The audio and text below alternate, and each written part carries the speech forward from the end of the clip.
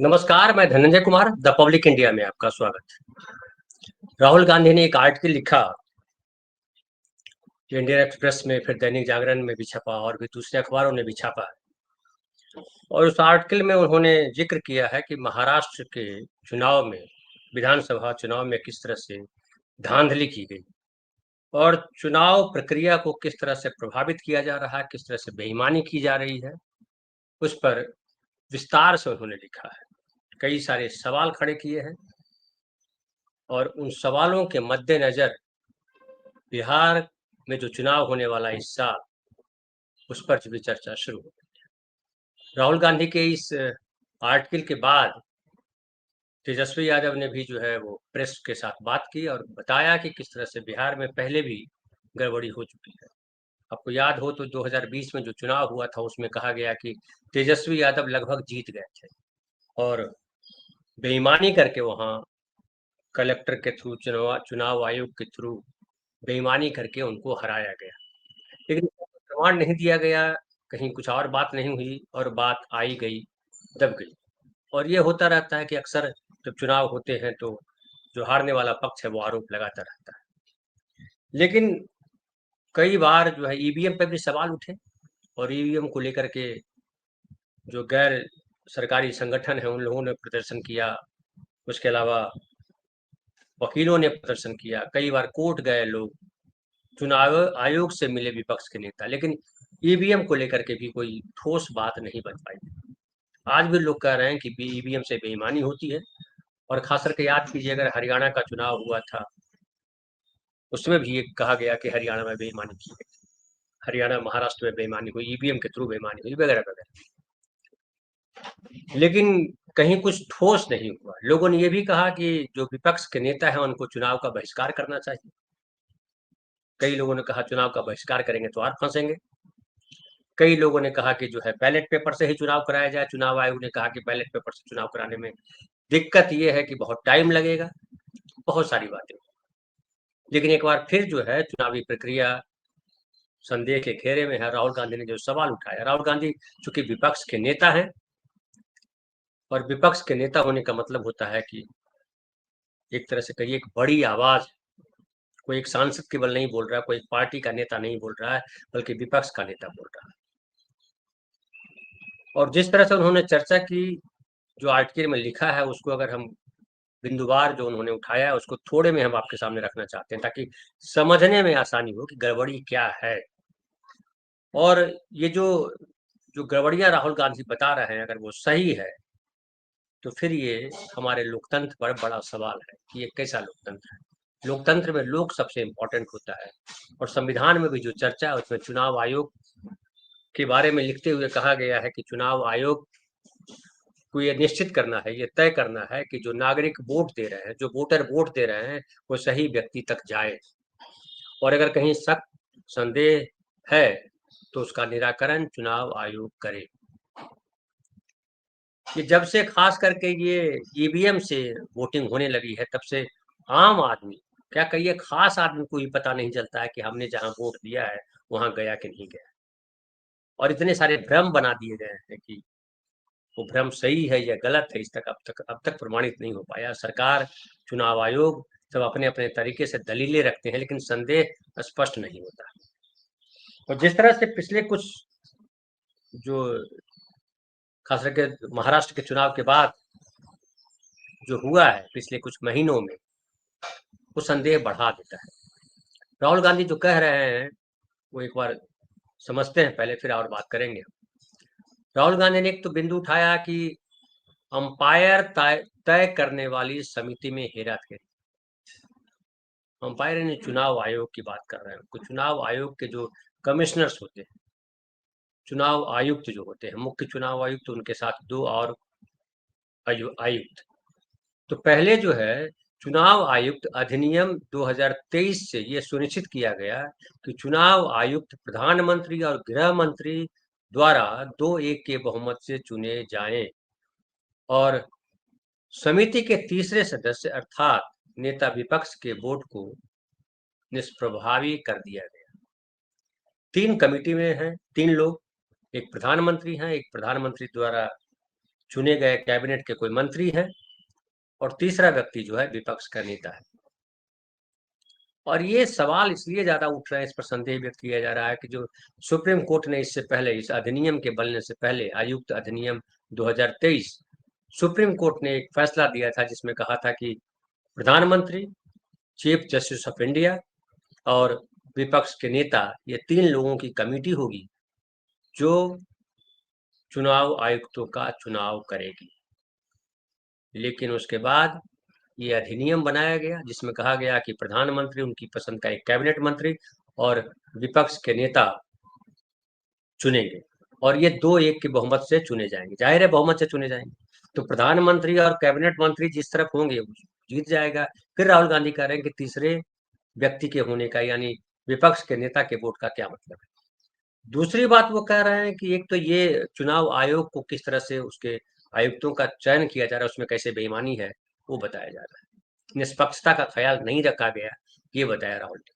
दूसरा वो कह रहा है कि फर्जी वोटरों के साथ मतदाता सूची में वृद्धि, और महाराष्ट्र के चुनाव के दौरान जो घटना घटी उसका जिक्र कर रहा है, और बता रहा है कि महाराष्ट्र में 2019 के विधानसभा चुनाव में जो रजिस्टर्ड वोटर थे उनकी संख्या 8.98 करोड़ थी 2019 के चुनाव में, विधानसभा चुनाव में। 5 साल बाद मई 2024 के लोकसभा चुनाव में यह संख्या बढ़कर के 9.29 करोड़ हो गई। कोई बात नहीं। अब जो है इसके 5 माह बाद नवंबर 2024 में विधानसभा चुनाव के समय यह संख्या बढ़कर के 9.70 करोड़ हो गई, यानी 8,98,00,000 जो 2019 में थी, वो 5 साल बाद 2024 में 9,29,00,000 हो जाती है। 31 लाख आबादी या कहिए वोटर बढ़ते हैं। ठीक है, 5 साल में 31 लाख बढ़े, लेकिन अगले 5 महीने में, मतलब लोकसभा चुनाव और विधानसभा चुनाव के बीच में जो बढ़ी आबादी, मई में चुनाव परिणाम आए थे, आपको पता है, तो जून में आए थे, तो मई में चुनाव हुआ था। अब नवंबर में जो विधानसभा चुनाव हुए तो उसमें 9.70 करोड़, यानी 70 लाख, तो जो 9.29 करोड़ था वो 9,70,00,000 हो गया। इतना कैसे बढ़ गया, ये सवाल है राहुल गांधी का। इतनी बड़ी आबादी 5 महीने में कैसे बढ़ गई? मतलब 5 साल में 5 साल में जो जनसंख्या बढ़ी वो थी 31 लाख, और 5 महीने में जो बढ़ गई वो हो गई 41 लाख। तो नहीं, 41 नहीं, हाँ, तो इतनी बड़ी संख्या कैसे बढ़ी, ये सवाल उठ रहा है। 9.29 करोड़ लोकसभा में और 9.70, यानी 41 लाख कैसे बढ़ गई आबादी, वोटर की संख्या, ये राहुल गांधी सवाल उठा रहे हैं, और ये बड़ा संदेह वाला जगह है। दूसरा ये कह रहे हैं कि मतदान प्रतिशत बढ़ा चढ़ाकर पेश किया गया, दिखाया गया। किसी मतदान केंद्र पर ज्यादा भीड़ या लंबी कतारों की खबरें नहीं आई थी। शाम 5 बजे तक मतदान प्रतिशत 50.22 था। अगली सुबह जो आखिरी आंकड़ा आया वो 56.05% था, यानी 7.83% की वृद्धि हो गई, और उसके कहा गया कि जो 76 लाख वोटों के बराबर है। तो इस बढ़ोतरी पर सवाल उठाया राहुल गांधी ने। फिर उन्होंने कहा कि चुनिंदा जगहों पर फर्जी वोटिंग की गई, यानी महाराष्ट्र के, बताया है कि महाराष्ट्र में करीब 1 लाख बूथ हैं, पर अधिकतर नए मतदाता सिर्फ 12,000 बूथों पर ही जोड़े गए, और ये जो 12,000 बूथ हैं, ये बूथ उन 85 विधानसभाओं के थे जहां लोकसभा चुनाव में भाजपा का प्रदर्शन खराब था। ये सबसे इंपॉर्टेंट लाइन कह रहा है। और वो आगे बता रहा है कि हर बूथ में शाम 5 बजे के बाद औसतन 600 लोगों ने वोट डाला। यदि हरेक को वोट डालने में 1 मिनट भी लगा तो मतदान प्रक्रिया 10 घंटे तक और जारी रहनी चाहिए थी, पर ऐसा नहीं हुआ। तो सवाल है कि अतिरिक्त वोट जो डाले गए 76 लाख, वो कैसे डाले गए? और स्पष्ट है कि इन 85 सीटों में से ज्यादातर पर राजग यानी एनडीए ने जीत दर्ज की। चुनाव आयोग ने मतदाताओं की इस बढ़ोतरी को युवाओं की भागीदारी का स्वागत योग्य ट्रेंड बताया, लेकिन यह ट्रेंड सिर्फ उन्हीं 12,000 बूथों तक सीमित रहा बाकी 88,000 बूथों तक पर क्यों नहीं? ये बड़ा जेन्युइन सवाल है। उसके बाद वो कह रहे हैं कि भाजपा ने वर्ष 2024 के विधानसभा चुनाव में जिन 149 सीटों पर चुनाव लड़ा, भाजपा 149 सीटों पर चुनाव लड़ा था, उसमें से 132 जीत ली, यानी 89% का स्ट्राइक रेट। यह किसी भी चुनाव में उसका सबसे बेहतर प्रदर्शन था। हालांकि बेहतर प्रदर्शन हो सकता है, लेकिन अगली जो पंक्ति है वो संदेह खड़े करती है कि जबकि सिर्फ 5 माह पहले जो लोकसभा चुनाव हुआ था, उसमें भाजपा का स्ट्राइक रेट मात्र 32% था। तो 32% से स्ट्राइक रेट 89% कैसे चला गया, ये वाकई बहुत चौंकाने वाली बात है। लेकिन अब एक अगला आरोप उनका ये है कि ये जो सबूत है, इसको छिपाने की, जो बेईमानी के सबूत है उसको छिपाने के तमाम प्रयास किए गए। वो चुनाव आयोग ने भी प्रयास किए कि कोई सही जानकारी नहीं दी, और चुनाव आयोग ने 2024 के लोकसभा और विधानसभा चुनावों की फोटो सहित मतदाता सूची सार्वजनिक करने की मांग को सीधे सीधे खारिज कर दिया। दूसरी तरफ जब विधानसभा चुनाव के 1 महीने बाद जब हाईकोर्ट ने आयोग को मतदान केंद्रों की वीडियोग्राफी और सीसीटीवी फुटेज साझा करने का निर्देश दिया, हाईकोर्ट ने कहा था कि भैया आप वीडियोग्राफी दिखाइए मतदान केंद्रों की और सीसीटीवी फुटेज, तो केंद्र सरकार ने चुनाव आयोग से सलाह के बाद निर्वाचन संचालन संबंधी नियम 1961 की धारा 93(2)(1) में बदलाव कर दिया। और आप हम लोगों ने उस समय भी बात की थी कि सीसीटीवी और इलेक्ट्रॉनिक रिकॉर्ड्स जो है वो अब सार्वजनिक नहीं किए जाएंगे, ये कानून बना दिया गया। तो ये जो राहुल गांधी के आलेख है का जो आलेख है, उनके जो सवाल हैं, ये बिहार चुनाव के मद्देनजर और गंभीर हो जाते हैं। और बिहार में वैसी स्थिति में जब बीजेपी हर हाल में वहां अपनी सरकार बनाना चाहती है, बीजेपी को इस बार भी पता है कि नीतीश कुमार जो विनिंग फैक्टर हुआ करते थे पिछले चुनावों में, जो 2010 का चुनाव हो, 2005 का चुनाव हो, 2000 बाद के चुनाव है, 20 में हालांकि उनको बड़ी बुरी तरह से धोखा दिया गया, लेकिन जो नीतीश कुमार हर चुनाव में विनिंग फैक्टर माने जाते रहे कि जिधर नीतीश कुमार उधर जीत, इस बार नीतीश कुमार को किनारे करके बीजेपी जीतना चाह रही है, सबको पता है। और ये पता है कि पिछली बार 2020 में जिस तरह से नीतीश कुमार को धोखा दिया गया, संभव है इस बार भी उनको लंगड़ी मारी जाए।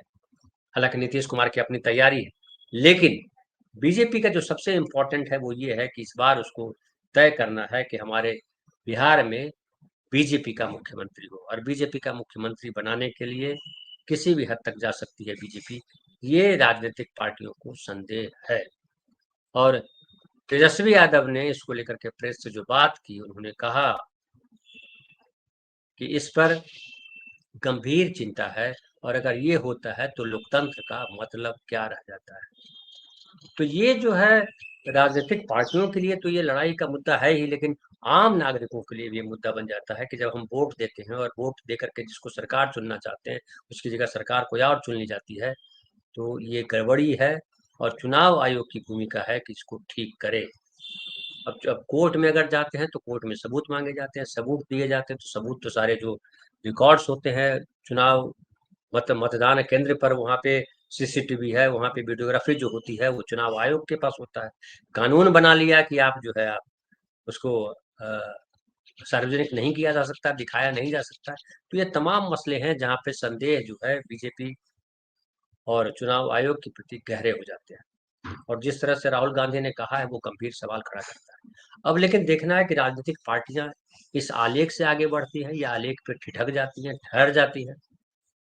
और 2020 के चुनाव के बाद ये जो बिहार में चुनाव है, इसमें नीतीश कुमार उतने बड़े फैक्टर नहीं है, लेकिन मोदी भी फैक्टर नहीं है। मोदी की हर तरफ आलोचना हुई है, और खास करके सीज फायर जिस तरह से हुआ, उससे मोदी की थू थू हो रही है हर जगह।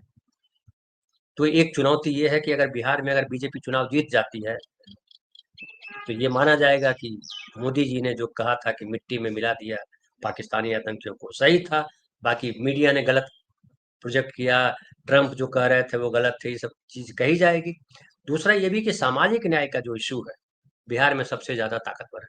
और आपको याद कीजिए, जब जाति गणना की बात की थी बीजेपी के नेताओं ने, प्रधानमंत्री ने कहा था कि हम जाति गणना करवाएंगे, तब मीडिया में खूब प्रचारित किया गया था कि विपक्ष से मुद्दा छीन लिया है। विपक्ष यानी राहुल गांधी लगातार सामाजिक न्याय को लेकर के बात कर रहे हैं, जाति गणना को लेकर के बात कर रहे हैं। तो अगर चुनाव में बीजेपी जीत जाती है तो इस बात को भी फैलाया जाएगा, ये नैरेटिव बढ़ा जाएगा कि जो जाति गणना है उस पर भी बिहार के लोगों ने वोट कर दिया बीजेपी के पक्ष में, और बीजेपी ही है जो नागरिकों की सबसे पसंदीदा पार्टी है। और इससे विपक्ष को गहरा धक्का लगेगा और जो नरेंद्र मोदी जी का सपना है 2047 का, वो पूरा होता दिखाई पड़ेगा। तो ये सारे नैरेटिव है, ये सारी चीजें हैं, लेकिन अब आगे बिहार का चुनाव जैसे जैसे नजदीक आएगा, खेल और बड़ा होगा। अभी तो लोग वहां दौरे कर रहे हैं, नरेंद्र मोदी फिर जा रहे हैं 20 तारीख को, इसके अभी गए राहुल गए। उसके अलावा वहां की पार्टी के लोग, जो लोकल पार्टी वाले लोग हैं, जो चिराग पासवान की पार्टी हो, उपेंद्र कुशवाहा की पार्टी हो, माले हो, आरजेडी हो, नीतीश कुमार की पार्टी हो, प्रशांत किशोर की पार्टी हो, और कई पार्टियां आ जाएगी। वो तमाम पार्टियां बिहार में जो है चुनाव प्रचार में एक तरह से कहिए समझिए लग गई है।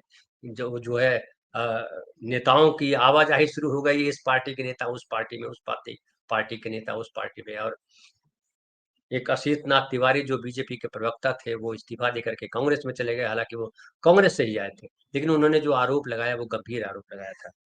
तो ये तमाम चीजें जो हो रही है, इसमें ये दिख रहा है कि इस बार जो बिहार का चुनाव होगा वो निर्णायक चुनाव होगा, और तमाम पार्टियां अपना द बेस्ट झोंकेगी। राहुल गांधी जिस तरह से कांग्रेस को खड़ा करने में वहां लगे हुए हैं, वो अपने आप में बड़ा महत्वपूर्ण है। और अगर बिहार में अगर अगर महागठबंधन की सरकार बन जाती है तो इससे राहुल गांधी को बड़ा जो है, एक कहिए कि मार्ग प्रशस्त हो जाएगा जीत का। लेकिन अगर बीजेपी जीत जाती है तो फिर नरेंद्र मोदी को एक बार फिर से जो है संजीवनी मिल जाएगी। फिलहाल इतना ही। बहुत बहुत धन्यवाद। कल फिर बात करेंगे नए विषय पर।